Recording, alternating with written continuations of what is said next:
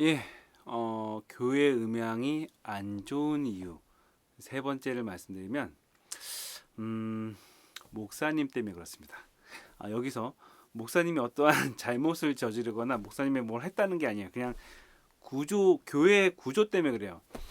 일반적인 공연장이나 아니면 공연이나 이런 쪽은 아무래도 전체적으로 이제 소리가 잘 전달되는 이런 위주로 되다 보니까 그렇게 좀 덜한데, 교회 쪽 같은 경우는 일단은 그 교회 모든 결정권이 목사님 위주로 되어 있고, 음향도 그 목사님의 편의로 일단은 세팅이 되어 있어요. 그러니까 음향적인 편의가 아니라 소리가 잘 전달되게 이런 개념보다는 목사님이 편하게 뭐 설교나 이런 것들을 말씀하시기 좋게 세팅을 하다 보니까, 전형적으로 이제 교회 보시게 되면은 이제 마이크 세팅이 기본적으로 이제 전통적으로 생각하시는 게 이렇게 컨덴서 마이크 이렇게 두 개 쭉 이렇게 써가지고 이렇게 목사님을 바라봐가지고 소리를 전달하는 방식이 아마 많은 교회들이 그렇게 설치를 하실 거예요. 뭐 저희 교회도 그렇게 되니까. 근데 그게 어떤 문제가 있냐면, 일단 음향적으로 말씀드리면 마이크가 이렇게 두 개 있는 것 자체가 안 좋습니다. 그리고 왜냐면은 이게 마이크가 두 개가 있으면 어쨌건 이 마이크 두 개 상의 위상차가 발생이 되기 때문에, 어, 뭐 아닌 별로 그걸 영향을 덜 받는 교회가 있을 수 있지만 영향을 받아서 소리에 왜곡이 생기는 곳들이 있을 수가 있어요. 그리고 두 번째로는 컨덴서 마이크를 쓴다는 것 자체가 예민한 소리를 받아들인다는 거거든요. 작은 소리를 받아들인다는 거다 보니까 아무래도 불필요한 잡음이나 이런 것들을 받아들일 수가 있어요. 그리고 뭐 교회 노이즈, 전기 얘기하자 노이즈를 좀 타기도 하고, 뭐 이런 여러 가지 문제점 때문에 사실은 컨덴서 마이크는 스피치용은 아니에요. 컨덴서 마이크는 사실은 정확히 따지면 악기나 이런 전체 소리에 이렇게 민감한 소리를 약간 받는 용이지, 물론 뭐 좋은 거는 이제 스피치용으로 다 나와서 쓰긴 있지만 사실은 소리 전달용은 아닙니다. 녹음용까지는 이해돼요. 녹음용으로 쓰는 경우는 많지만 이게 왜냐면은 주변에 스피커 영향도 있고 뭐 모니터 영향도 받기 때문에 사실은 그렇게 음향 쪽으로는 저는 권장하고 싶지는 않습니다. 그렇다면 이제 두 개 아니면 한 개라 하더라도 어쨌건 컨덴서다 보니까 이렇게 움직이게 됐을 뭐 그 움직이게 되거나 아니면 불필요한 소리가 이제 들어올 수가 있는 거죠. 그러면 어떻게 해야 되느냐? 지금까지 뭐 그 마이크 교회 목사님 마이크 좀 소리가 안 좋게 되면 대부분 마이크를 바꾸죠. 그러니까 다른 걸 바꾸는 게 아니라 마이크를 바꾸죠.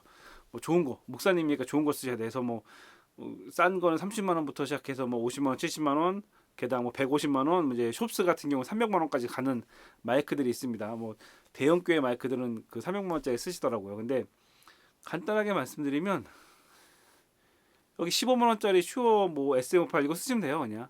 아니면 57을 쓰시던가. 요것만 쓰시더라도 굉장히 좋은 소리를 전달할 수 있습니다.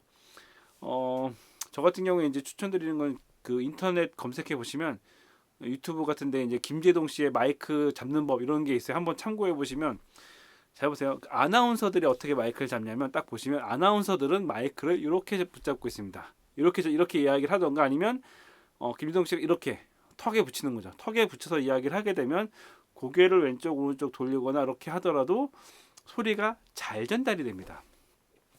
다시 정리할게요.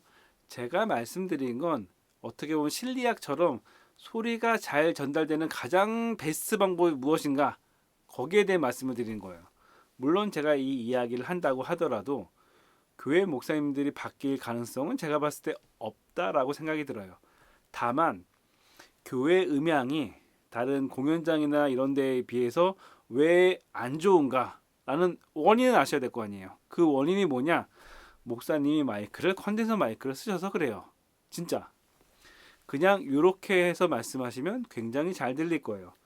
한번 테스트 해보세요. 이거는 목소리 좋은 사람, 그 교회 음향에서 목소리 좋은 사람 데려다 놓고 요 마이크로 간단하게 말 한번 하는 거를 스피커 들어보시면 소리가 명확하게 잘 전달될 거예요. 하울링도 안 나고 전달도 잘 되고. 해보세요.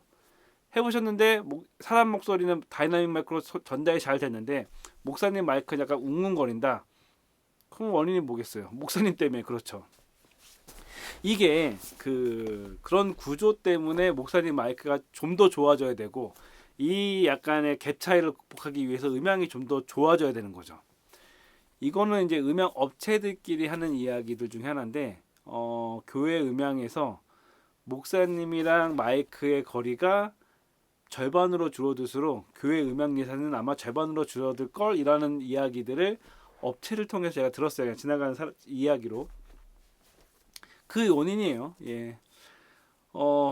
이거는 뭐 다시 한번 말씀드리지만 교회가 어찌 됐건 안 바뀔 거를 말씀드리지만 어찌 됐건 목사님들의 마이크가 컨덴서이고 두 개고 그리고 거리가 어느 정도 있고 목사님의 편의로 만들었기 때문에 음향을 다른 데에 비해서 소리가 작고 똑같은 시스템이라고 했을 때 어찌됐건 소리가 상대적으로 잘 안 들리는 거는 어쩔 수 없다는 거죠.